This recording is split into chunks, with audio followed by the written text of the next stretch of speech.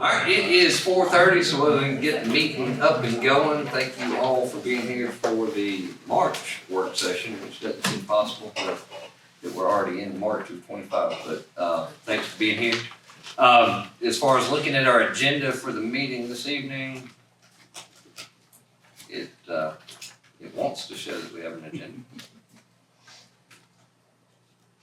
That's weird. Okay. We do have our land use intensity district change request that we're going to go over and get an update from what all is going to be on our next meeting. Following that, our EMA director, Dr. Robbie Westbrook, is going to present an emergency operations plan that we'll need to have on our agenda for our voting meeting, and then we'll have general discussion. If you guys have anything that you want to bring up, we'll have an opportunity to go through those as well. So, without further ado, I think Ms. Ashley Craig, our Assistant Director, Planning and Development, is going to go through and do our land use changes. Thank you. So the first thing we've got is the memo that we use for all of our reasons that we do, and that's that all future development shall comply with all applicable codes to ensure that all residential structures on the property meet safety and regulations to protect the health and welfare of surrounding residents. The first reason that we've got is CU 190879. It is for Mr. Richard Paulson. This one, we actually saw Mr. Paulson back in 2023 in November. It came to you guys. He had a rezone from suburban residential to ag, and then he obtained a conditional use permit for a horse training facility. So this time he's coming back to revise that conditional use, and it's actually going to be expanded into more of an event space, and that's small events. He's looking at doing things like rodeos, but it's all, there's no charge for anything that he's doing. So he said that he would allow people to have like small weddings and events and stuff there, but it's not like your normal wedding venue where you go and pay and it's the works. It's kind of like you rent the event space. So this is a 14.3 acre parcel, and that's on parcel 067D090002. You can see that it is right before you get into Cherokee County off of Revis Road. Hidden Cove Road goes right above it, and it says on the map that it's zoned suburban residential, but again, it was rezoned back in 2023 to ag. The map just doesn't reflect that yet. It's a part of the Crossroads community for Marble Hill, and the development, or the expansion, I guess, of the conditional use is consistent with the vision for that area. So after reviewing the applicant's request, staff recommended approval of the rezone or the conditional use for the 14.3 acres identified as 067D090002 for the equestrian facility as well as the event space with the following condition. In addition to the permitting requirements in zoning and building codes, the fire marshal would work closely with the property owner for compliance, including conforming that access and safety requirements are met. And it would also work with planning and development staff to ensure that the parking of vehicles does not exceed the current capacity threshold of the property. It went to the planning commission and they voted 4 in favor, 0 opposed to recommend approval with this 2 staff conditions. And they added an additional condition, which was that all amplified sound was to end by 10 p.m. Any questions on this particular one? Any questions? The second one that we had was RZ 190890, and that was for Miss Stephanie Ray. Her property is located at 3.5 Davis Road. She was seeking to take 1.5 acres from ag to rural residential. They've got a pretty, well, it's a 13.47 acre piece of property, and their plan is to build their future home there. And in doing that, that would exceed the current density for ag. So they're actually going to take, there's an existing house with 1.5 acres that they're going to take out and sell so they can build their future home while they're making acreage. And then you can see there is a map, and this one is right on the Gordon County side of Pickens County. It's got ag on the north and south of it, and then to the left on the Gordon County side, it's also ag, but there's some residential property there too, and then residential to the right, of course. This is in the rural residential character area, so the request is consistent with the vision for that area. And after reviewing the applicant's request, staff recommended approval of the 1.5 acre portion identified as 036045 being rezoned from ag to rural residential to permit the new house being built. When it went to the planning commission, they voted 4 in favor, 0 opposed. Any questions? No question, just an observation, that's about as far west as you can go in. Oh, yeah. You know, That's it's, the yeah, last the other's thing, as right? far south as you get in Pickens County, so they're both Yeah. right on the border edges. And then in March, there's also gonna be a down zoning. So it'll be these 2 plus a down zoning, and that's over off Cove Road. And we'll host the public hearing during our March 17th meeting for that. But, thank you, man. Thank you, I appreciate it. Only 2 this time, so it makes it a little bit simpler to deal with. So next on the agenda, we do have Robbie, Dr. Westbrook, sorry. And I apologize, this is where I fell miserably when people get married, when I introduced our assistant director, it's Miss Ashley Gooch. It takes me a while to get rid of maiden names I and still move say maiden it, names, I so, forget. sorry. Dr. Westbrook, we'll turn Yes, the sir. floor over to you now. Thank you very much. Appreciate y'all's time tonight and to go through the local emergency operations plan for Pickens County. This again is one of the plans that is required for us to be in good standing with the state and the federal funding processes that are out there. But more importantly, it's important for our citizens here in Pickens County. That is the most important reason that we have this. This plan is updated every 4 years, and it has already been submitted to GEMA for approval, and will be up on our agenda here with the Board of Commissioners this month. It's also in the city of Jasper, the town of Talking Rock, and the city of Nelson for their mayor and council's review and approval as well. Before I get into it, I would like to thank just about everybody sitting back here for all their help on it. I am not a one-person shop because I got all these guys, and we couldn't get it done without them. And I'm thankful for them, thankful for their help. I'm just hoping they'll maintain their level of patience with me as I continue to pester them and get them to do things, because that's just how we gotta work. So we'll get into this a little bit. I wanted to not just say this is our plan, this is what it does. I wanted to show you how it integrates in to the overall emergency management system within Pickens County, and our mission areas that we drive reflect those of the national preparedness goal and the state preparedness goals, and that's protection, preparedness, mitigation, response, and recovery. And our local emergency operations plan melds well into each one of these mission areas. Our plan library, when it's built out, will reflect the emergency operations plan, which we has been reviewed and edited, and we'll show you more about that. Our hazard mitigation plan, which has been approved by the state. It has been approved by all the elected, all the jurisdictions within Pickens County. All the mayors and councils have approved it and signed off on it, and the Board of Commissioners. And now we can use that hazard mitigation plan to help us to structure and build the rest of our plans library as we move through 2025. Plan integration, we have the emergency operations plan, the hazard mitigation plan, continuity of operations plan, which is still under development, the recovery plan, which will be under development for some time, and then the integrated preparedness plan, and that will continue to be as we move forward. What supports these plans, when something bad happens, we're not pulling these big books out. We're pulling out the supporting documents that go with it, which include incident-specific annexes, which will be basically checklists. You open it up if that bad thing happens, and there'll be a checklist there for every department. This is what I do during that. Now, all that's spelled out in nauseating detail in these plans, but in a disaster, we can't do that. We're gonna have these, I like to make them one front and back laminated sheet. That's what I like to do. But we're working on that still to get that done. We have emergency support function annexes, which are still a little wordy to me, but we have to do them. The chairman has already approved several of those. Those don't have to come before the full board, but we get them approved by the chairman and public safety director. Standard operating guides, those are used mainly for the EOC and how the EOC interacts with 911 and other agencies.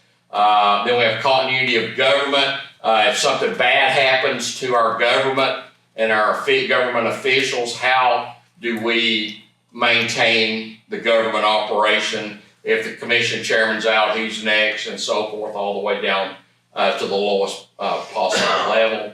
Then, of course, an important part of everything we do is our code of ordinances here in Pickens County. I will say I've reviewed a lot of code of ordinances across the state, helping other counties, and the county I retired from. Ours is just about as good as you can get. It is not overcomplicated. It is, you can understand it. We do have to do some departmental level work. For instance, there's a lot of things that planning and developing will be responsible for if we activate some of those codes during a disaster. And we just got to put together some SOPs so that they can knock that stuff out effectively and rapidly when something does happen. Like one of the codes calls to help the citizens after a disaster. It alleviates a lot of expense to them with permitting and things. And we just got to get that in a policy so that they'll know what to do when it's implemented. So we're going to get that stuff worked out. It won't be a big deal. It's just time to do it, right, Ashley?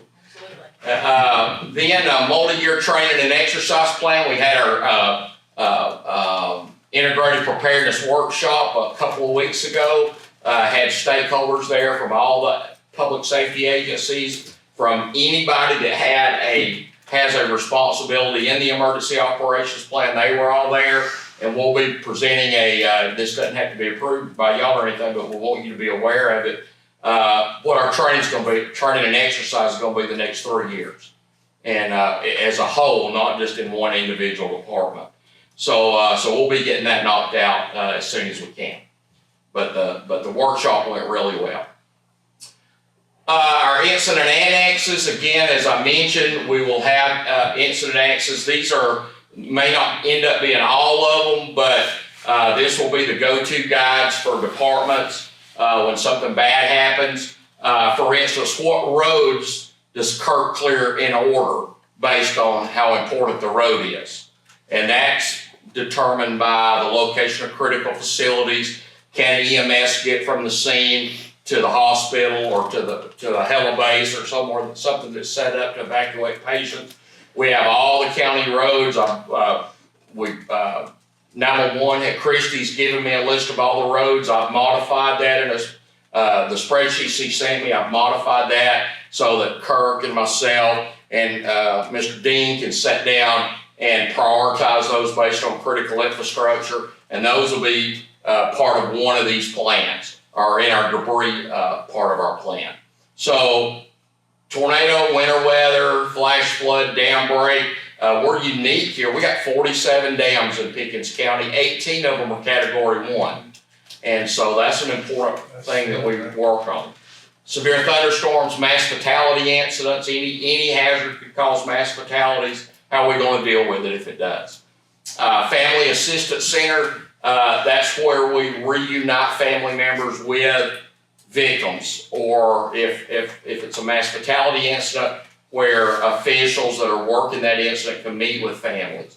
That's something that's really important. If you read in studies of disasters, even as recent as this past 2024, either the lack of a family assistance center caused a lot of problems, or in places where they had them, it made things go so much smoother. So we're going to be working on that with time as well. And then finally, a incident annex for tropical cyclones.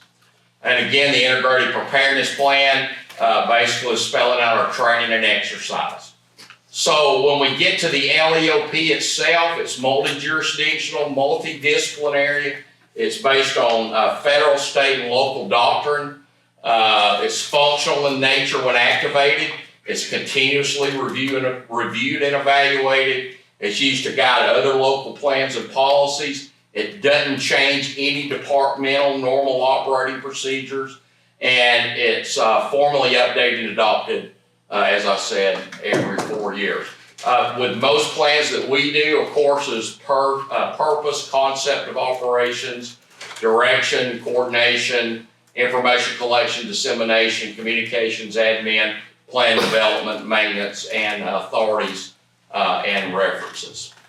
One part of the plan that I wanted, there's a couple of parts here I wanted to pick out for you to kind of allow you to see how things work. The emergency operations plan activation, of course, the chief executive, in our case, it's the commission chairman, consults with the emergency management director. If the emergency management director's not here, then the deputy director, which is Mr. Phillip, and then the public safety director, they all work together to determine what parts of the local emergency operations plan needs to be activated, and does that need to include a local state of emergency.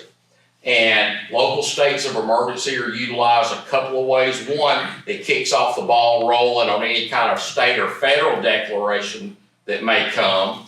And it also allows us to call on state resources more readily. And it also allows us to implement some of those county disaster ordinances that are in place at the time, like, waiving fees for different things for people whose homes are damaged and things like that.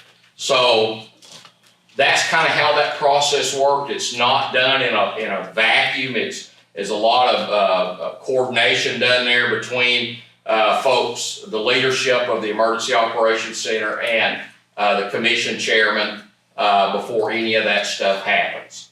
If there's a local state of emergency declared, the plan that you've been reviewing, the local emergency operations plan, automatically is activated when that local declaration is issued. But you can activate the plan without a local declaration. So just kind of in case you're wondering about that. Responsibilities in the plan are divided by something called emergency support functions. If you looked up the federal response plan, if you looked up the state of Georgia plan, you're going to see these ESFs. They all to maintain continuity are basically the same at any level of government. A county has the authority to add additional emergency support functions from the base 15. We have added to, and I'll get to those and show them to you in a little bit.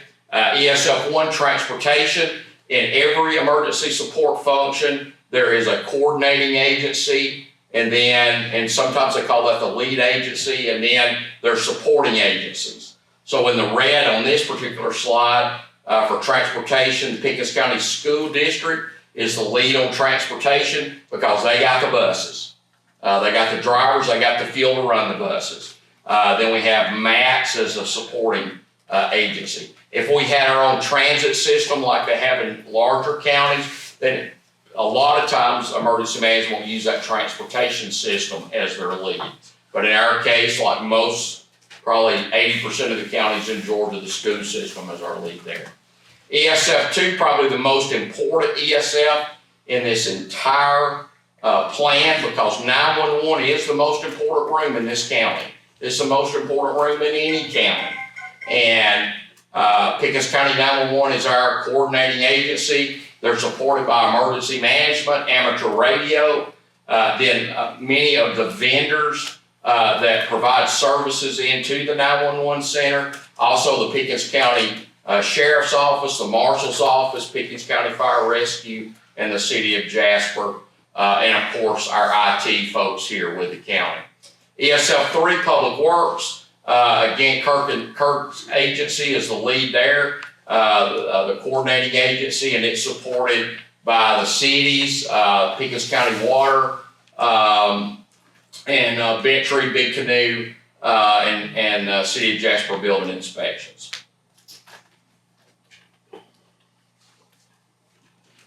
I'm gonna mess something up there, but it's old. It's not going. Can you help a brother out? Well, it's doing the same up here too. Let's try. Okay. There we go. ESL4 firefighting, again, as you can imagine, Pickens County Fire Rescue is the coordinating agency. However, in the City of Jasper, the City of Jasper Fire Department is the lead agency inside the city limits. And they're a municipal fire service, so absolutely, they have the right to be the lead within their city limits, and they are listed as that. And then, of course, Big Canoe Bentry and the volunteer departments are vital support agencies. ESF 5, emergency management, is pretty self-explanatory. ESF 6, mass care. This someday, I hope, before I hang it up for the last time, this will be the biggest ESF we have, because after disaster, it's the most important one we have. And we're going to try to really grow this. Right now, we're showing emergency management as the lead, with DFACs, Red Cross, faith-based community, and volunteer organizations active in disaster. And we're really going to be working hard the next couple of years to really grow our mass care ESF. ESF 7 is resource support. As you have seen, as you've reviewed this, various agencies provide that. ESF 8, public health. County public health is the lead there, with EMA, hospitals, and other district public health. Search and rescue, ESF 9, again, the fire departments with law enforcement all support search and rescue. ESF 10, hazmat, Pickens County Fire, City of Jasper Fire within their jurisdictions are the leads, with all the other fire departments as support. 11, agriculture. Agriculture is, Georgia's biggest. That's where we make our most money. That's where Georgia gets its most money. It's a critical element to the state. Went to some training on that just this past couple of weeks ago, and I had no idea that Georgia had laid 7 million eggs a day. Pretty impressive to me. That's a lot, and about 5 million pounds of edible chicken a day. So that seems like a lot of chicken to me.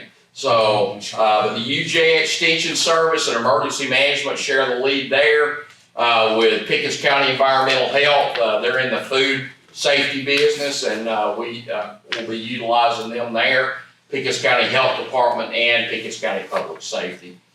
13 is law enforcement, and of course the sheriff's the lead there, and then supported by the Pickens County Marshal's Office and the City of Jasper Police. And that says District Public Health, but that's not right. So disregard that one. ESL 14 is cross-sector business. This is where we engage with the business community for preparedness and recovery.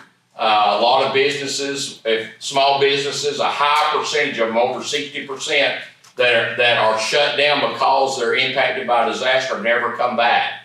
And that's just a national number. And I've seen that. And we saw so many businesses go out during COVID for various reasons. But after a natural or man-made disaster, the same kind of thing happens. So we want to make sure that we're working to, again, preparedness and then recovery for businesses, that we're going to try to engage the Chamber of Commerce, try to get them involved a lot in that as well. We hadn't done that yet, but it's on the list. External affairs, emergency management's the lead there. That's getting information to the public. We're supported by Pickens County admin, the sheriff, fire rescue, and then the City of Jasper. Now the 2 ESFs that we've added ESF 16, damage assessment, planning and development are along with emergency management are the lead there. After we finish training, we've already got training lined up. I've got a couple of mutual aid agreements to help us with damage assessment if we have it in the works. And that function is also supported by a Parks and Rec for Pickens County, because we got to know what damage Parks and Recs have. They've got to understand how to look at their infrastructure and determine what the damage is, and maybe if we can get them help with that. Pickens County Water, same thing, Public Works, and then the tax assessor's office will be a part of the damage assessment. And then finally, ESF 17, animal services, and that's the Pickens County Animal Shelter and the Pickens County Marshal's Office. And we'll be looking to try to help them what they need to recover from disaster. And a big thing there is there's a lot of law out there about what we have to do to be ready to help shelter animals if the animals' owners go to a shelter? And what do we have to have in place to make sure we can do that? So there's a lot of things there that we want to look at as we move down the road. So that's the local emergency operations plan 2025 version. Again, this is not one of those that sits on the desk and gathers dust, and in 4 years we got to do it again. This is one that we use all the time to develop other plans out of, and I'll be happy to answer any questions you all have. I think my first one is, where in the world did you find 41 dams in Pickens County? 47. 47. It's the National Dam Inventory. You can do it on Google. So one of the great things Jimmy Carter did in 1979 Okay. was or 1977, he established the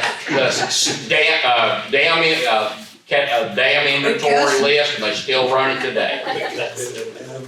And that legislation actually happened because of a dam break in Georgia at Toccoa Falls Bible College. Really? So it killed 39 people. So that's where that legislation came about. So there you go.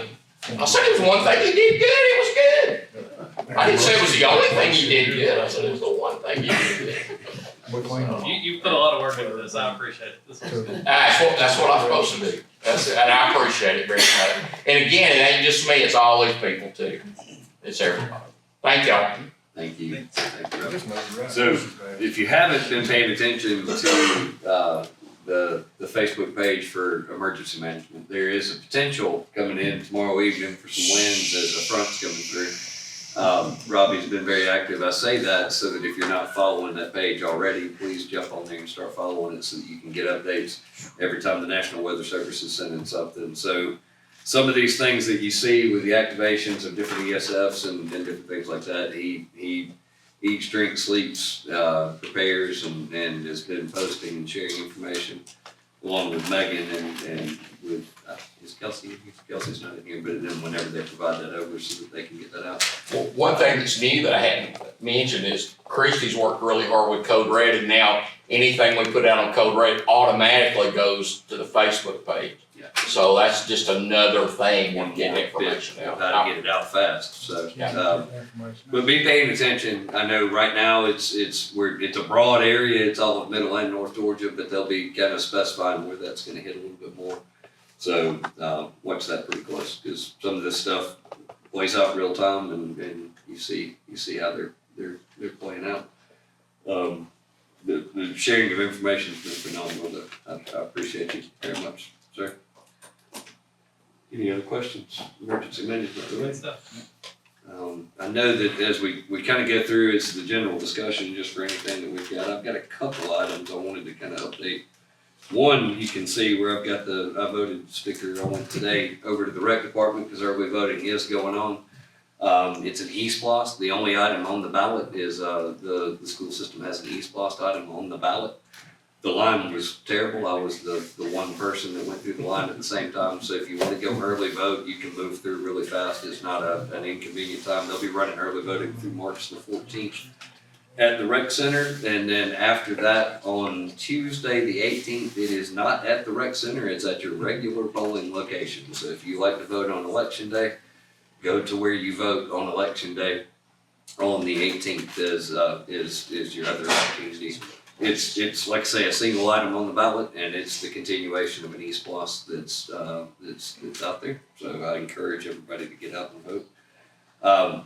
One piece of that piggybacks off of what Robbie had said about 911 being one of the most interesting, or the most important centers. It's interesting too. Is especially if you like drama, you could film down there, and it would be the greatest TV show on the planet. However, there's a piece of legislation right now that's gaining traction in the state house. It's for next generation 911. It's to get state funding in place for a next gen 911 system that kind of gets away from the antiquated landlines that we use. I know that we've got some systems in place that we've worked with cellular providers. This is a statewide program that they're trying to push funding into, which would enhance 911 systems throughout the state. It's gained traction in the House. I don't know if it actually, did it pass the House? Okay. I knew it was moving toward to get over, and so it'd be in the Senate. I don't, from reading everything that the ACCG's been sharing on that, it was one of their top priority items. They've been working with the lobby groups in the Senate. The Senate seems to be in support of what's coming through. It's just how many dollars they assign to go along with it in the budget will be the one big question. I think it'll get the support for it to pass. It's just what the dollar amount that they're gonna provide funding wise to try to roll this out. So that could be a big thing coming up over the next few months. But it definitely, if you haven't read up on what it is, Google Next Gen 911. I think several states around us have already done something similar, and then you can read a lot of details on that. Upcoming events, this is the season where we always get out and start getting asked to provide state of the county information, kind of the year end from 24 that comes out. Rotary Club's this Wednesday. I'll be actually speaking at the Rotary Club, but the Chamber of Commerce in April will be hosting the State of the County as their chamber breakfast program. So they're gonna divide them out this year instead of having the county, the city, and the sheriff all in one breakfast, where it's a 30-second highlight of what the county's got. They're gonna do them in 3 separate, and we won the lottery and get to go first. So we'll be doing that in April. Big Canoe also has their leadership program somewhere in April as well. Working on the calendar to try to get dates to you guys on trying to get some town halls lined up. Just trying to get the schedule to where it settles down enough. I'm gonna have Lisa reach out hopefully in the next couple of weeks to kind of see what dates may be available for you guys, so that we can coordinate a couple of those. I think that we have endless opportunities as to where we can go and attract some people that want to express what they're feeling, so we can get a chance to get those going. We just gotta get them out, and we'll get those put together. Airport, there's a couple things. Obviously, we had our last meeting where we approved sending over the resolution requesting the state for that to be presented at the House. We're still waiting for that to go through crossover days this week, so we should see that taking some form of action. The city of Jasper has their meeting tonight, actually, and one of the things that's a consideration item that they've got on theirs is dealing with an intergovernmental agreement on the construction of property. So if it's county-owned property inside the city limits, then the county's planning and development office would regulate the construction on the county property. Same if the city had property in the county, that they would manage the construction in their property. Along with an annexation conversation of the annexation of the full airport into one parcel, where the full airport would be in the city of Jasper's territory. It's obvious at one point in time it was, at one point in time it's not. You can kind of go back through the history, but there's an island that got created whenever it got removed. So we're trying to work through how to clean that up. We'll know after their meeting tonight how all that goes, and then we may have a couple items put on our agenda to consider at our March 17th meeting. And we'll know that a little bit better. And then the sewer lift station is to get that property deeded from the Development Authority over to the city that the lift station sits on. It's a small little parcel, so we've got to work with the Development Authority to get that squared away. We should be up and running on the projects that are going there with those items. We're just trying to get that finalized just to get you on the loop of what's going on there. That's all I have. So if y'all got more, this is your chance. So on Facebook, we got some new ambulances running. That's cool. I'm up in the field. Wow. Has everybody adjusted to the new striker system and not having to manually lift yet? They like it. Good. Nothing further? Any other departments have something that I've overlooked? I know we're sending the department head updates to the board, so that's uploaded, and that way we got the information that's going to them. But just want to clarify if anybody had anything else that I know we've got. One other item, seeing Kirk back there, we did have the bids come in on paving projects. The bids have been reviewed by Rochester. One is 2 separate projects. One's the paving of the parking lot here. The other's the road paving project. We're waiting right now for some information to come back from the EPD on our water line project, because Henderson Mountain is the largest part of that paving project, and it kind of requires working in conjunction with when the new water line runs. But in order to run the line that long, they have to run it. Apparently, he's got a call back before we get in here. So, yes. I did. He said hopefully they will be completed by the end of the month, and we'll be able to put it out for bid 1st of April. Okay. And then by the time we get the bids back, and it should be approved by the state, hopefully sometime mid-April. But we may have to call in a few favors. They're That behind. one's a fun one to DPD's coordinate behind. because it requires the whole water line project to take place right before the paving project takes place. So we're trying to coordinate the schedules before we bring the bids in here. We did have two very obvious low bidders. We'll have that information to present at our March meeting so that we can go ahead and approve the low bids on those two projects. The scope of the paving project on the roads may have to get adjusted around a little bit if we hit an issue with the water line, but as long as the water line can go, we'll be able to consider that. We're just trying to sync up those two projects at the same time. Paving project, there was a bidder that definitely came in low bid on each side. So we had, was it 11 total bids? 13. A tremendous number of bids came in this year, which was phenomenal. The Talking Rock Fire Station has been out to bid. Those bids will be open next week on the 12th or 14th.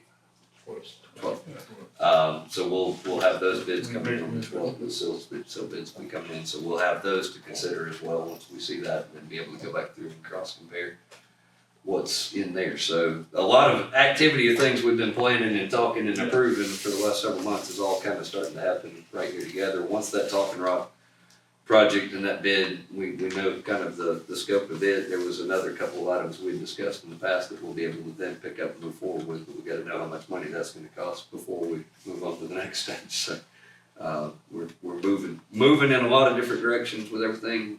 Auditors are still going full speed, finishing the audit from the 24th, and then Philip's still raising his hand. I got one more thing. I got a phone call right before I walked in here. Our new pump station for Yellow Creek Road will be delivered Monday. So it's already, Yeah, they're gonna start installation Monday, so it'll probably go through the week. We're not gonna be able to use the building that's there. We will have to find another building, which I'll work on that this week. But we've been using and pulling that water for about a year now. But we're gonna have the capability of pulling 350 gallons a minute versus 125 gallons a minute once we get this installed. So hopefully, I'm gonna say, I won't start a pump station up on a Friday, so we'll start it up on a Monday. So hopefully, a couple of weeks, we'll have it online and going. So what he says is, I won't start a pump station up on a Friday again. Yeah. He learned that one the hard way, the issues that can I'm come. not gonna say I won't, let me back up. I'd rather not. If I'm told to, I will, but if I'm told to, I want that person to be out there with me. So, We can add fuel to it. The whole time you were talking about Henderson Mountain Road and the water system, all I got from that whole thing is we're waiting on Philip to get the water part figured out. That's, everybody is waiting on me, so take a seat, sit down, keep your feet back and just relax. we gotta have somebody to put it on. Hey, I'm good with Me it, right I'm now. fine with But it. It ain't on it's on curb the right state, now. it's the EPD that's gotta sign off on the length of the line, so we're just trying to work with the. And they didn't see no problem with them signing off on it just because it's a replacing and a minor upgrade. So he said they shouldn't be a problem, but they are behind and dragging their feet. Good deal. Alright, well, that will conclude our work session for March. We have a meeting on the 17th. There's quite a bit that'll be on the agenda for that one, with just our springtime items that all have to pop up. So we'll have that one ready to go and get that agenda together this week to go out next week. Ready to rock along. So thank y'all for coming. We appreciate it.